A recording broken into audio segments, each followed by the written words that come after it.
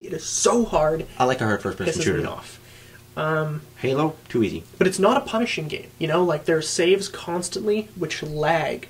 I don't know if anybody else is having this, but my PS3, when it gets to a save point, it chugs, stops the action, and then loads. Yeah, so it's weird, and I don't like that. It's frightening. Yeah, it's... Thought I broke it. Yeah, it's pretty weird. I mean, you can see the icon up in the corner so you know what's happening, but it's like, oh, you know, I could have really used about this. It's that split second that pulls you out of the game. Yeah. The driving controls, as much as I can tell with the tank, are terrible. I didn't have a problem with them. It just takes a split second to get used to how it works. When I was driving, it felt like I was driving that tank on a sheet of ice. They're a lot similar, I found, to Call of Duty World at War, and as you guys know, if you keep watching, Jeff doesn't like it, I enjoy it. So they're similar there, so I didn't have a problem with it. It took me a split second just to kind of get used to it again. But I think also it's a hit or miss. The sticks on the PS3 controller are a little looser, and they're not as resistant as the 360. 360 I have sort of fine-tuned my, you know, controlling ability with. Yeah. My biggest gripe is, since I'm so used to Call of Duty 4 and Call of Duty 5 with left trigger shoulders your weapon so you can look down the scope or the iron sights. The cover system in this game is a big thing. But to look down the sights, you actually have to toggle click in and out. You have to push it down, and it puts you in, and you have to push it down again to take you out. And it's really quite cumbersome. Yeah, and the thing is, if you don't push the stick straight down, you can also drag the stick around, which is your aiming stick as well. So if you're trying to, you know, pop into aiming down the sight, you can also put your character off sight, and you can miss that shot. And that could mean your death, because you're not given a lot of leeway with how much damage you can take. Yeah. When you start taking a lot of damage, you've got to duck behind because your vision is so health bars are out. They got drunk at some party and people kicked health bars out or something because nobody uses them anymore. You don't know what you have. People are not using HUDs anymore, and I like it because it really puts you into that experience. It does, but it doesn't really give you an idea. But again, it's part of the cinema. It makes the game more like a movie. Yeah, and you know what, I agree with that because it, even with Dead Space, where they had the all of the things that you need to know on your back or whatever, that's really cool. It still keeps it there, but it's like you don't have all these overlays on the corner of your screen, which leaves everything open to the environment. You still know exactly what you have health-wise and stasis-wise or whatever, but it's not cumbersome to the screen. Yeah. So it keeps you in the environment, which is really cool. What's downside? The deal with the transports? No. Before that, one weapon. I hate that I always have to carry my pistol. Yeah. I know that they're trying to make it more realistic. You can't be a tank and carry the two biggest guns in your armory. But it was a bit of a shock. I pulled out my pistol, swapped weapons. But it swapped his primary. It swapped my primary, but it still switched me to picking up that weapon. So I pulled out my pistol, and it looked like I dropped it because it switched me to the new weapon. Yeah. Went to switch back because... And it was the pistol again. Yeah, it was the pistol again, and I had to run for 30 seconds. It looks like a Colt 357 revolver. Yeah. It's a big bastard. But it was a pain that I had to run back for like 30 seconds to grab my rifle because the two weapons, the Hellgas assault rifle and the ISA assault rifle, are two completely different weapons. The ISA is all about the precision. It's got the red dot sight or green dot or whatever dot it is. Yeah. It's about precision. It's not as strong, not as fast, but it's about putting your rounds where you need them. The Hellgas rifle is just about bullet hosing. Yeah, it's a bullet hose. It's even got a drum. It doesn't even have it's a drum. Yeah. It just sits there. Put it on and hold the trigger down. Don't even... And you get iron sights. You don't get no fancy sights. The Hellgas It's a cool gun. The thing about the guns is, like, when you shoot somebody, you feel like you're doing some damage. Like, you can...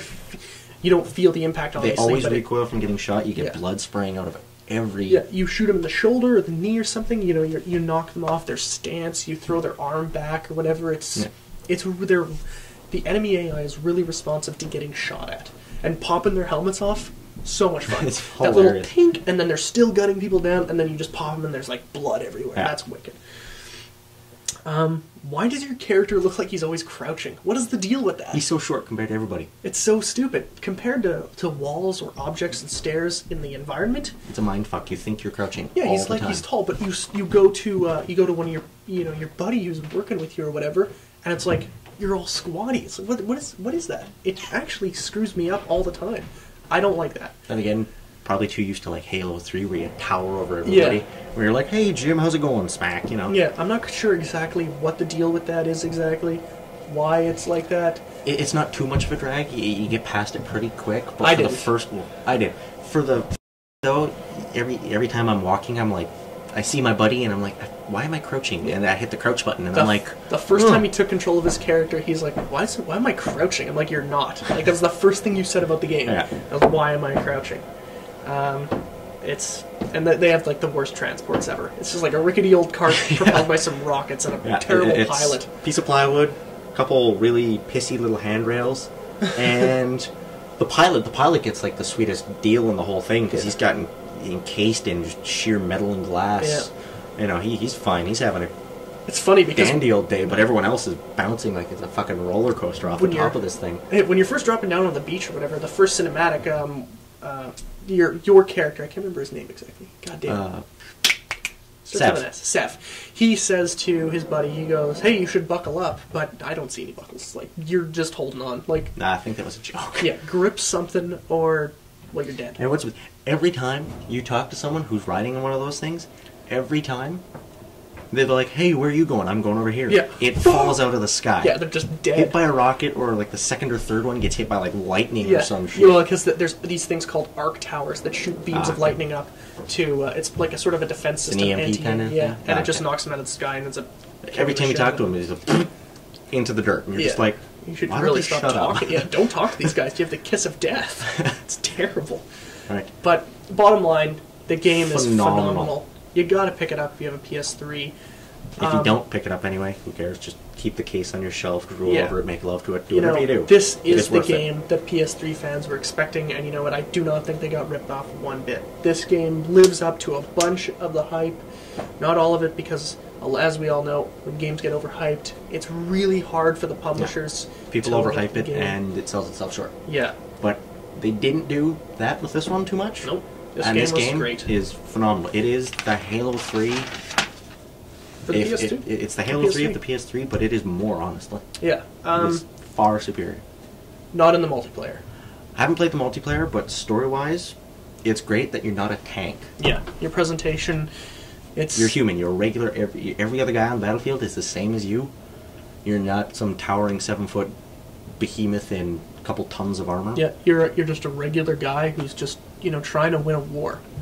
So. And who's probably looking for some revenge after the first one. Yeah, probably a little bit. So, yeah. I mean, I rented it, and I'm more than likely going to end up purchasing it after my rental period is over.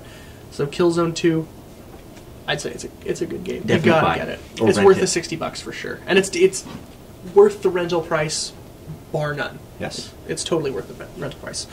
So, moving on. Big game for you. Dawn of War 2. Tom loves Warhammer. I'm biased. I used to work for Games Workshop, so I'm a little biased towards it. Hey, this game is a powerhouse. Mm-hmm. And graphically, like, taking a look at the back here, you have a 3.2 gigahertz processor minimum. Minimum. Holy Christ. A gig of RAM, okay, that's no big deal for XP users. A gig and a half. I don't have Vista. I don't run it, so I don't know. I know their RAM is a little screwed up, but I don't know if that's like a big deal. Yeah. The video card is an NVIDIA GeForce 6600 GT or ATI X1600, so it's a 128 megabyte video card. That's not much. Not much. But that's minimum. That's minimum. They don't even tell you, really, on the back, recommended. It just says increased performance will be noticed on more powerful systems. No shit. Yeah, which is kind of a stupid thing to say. It's like, hey, guess what? The sun is going to come up tomorrow. Yeah. Like, okay, obviously, tune your computer to be a little more powerful. But graphically, this game is phenomenal. It's actually really, really good. You can zoom in. Every guy has his own little twitch and nicks. They all have their own detail. You can zoom in and see them looking around. You can see their eyes shifting. I like the bullet casing things. That's really cool. You can actually see the casings from the weapons discharging as they fire. Cool. You can almost follow one guy as if you're playing a third-person game. Yeah, and that's how detailed it is. And then you pull back and you're like, oh shit. Oh shit, I've got a squad. I've got a swarm coming over here. I'm not a big fan of RTSs. It's not my kind of style. But, you really like it. And I'm a fan of strategy games, so... From what I'm hearing from people on the internet, the buzzing, people are just loving this game. And not only that, but apparently the co-op is unreal. Yes. The big thing about this game, for those of you who have played Dawn of War 1 and haven't played 2, or for those Games Workshop fans who are looking to get into this, it's a lot truer to the tabletop game itself, and it takes a different stance also in RTS games as well. You no longer have to build a base. You start off each mission, you kind of choose